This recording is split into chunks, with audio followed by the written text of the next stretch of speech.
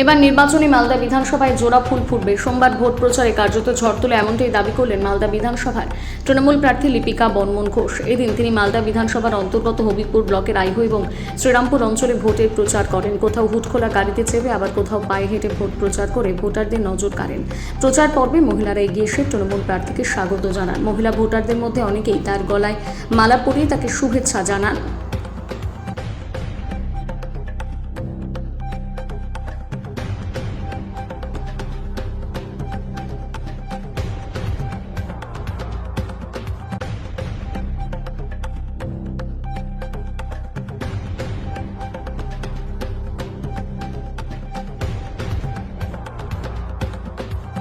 আজকে আমি মুচিয়া অঞ্চল এবং শ্রীরামপুর অঞ্চলে ঘুরলাম। মানুষের মধ্যে খুব সুন্দর উচ্ছ্বাস পেলাম।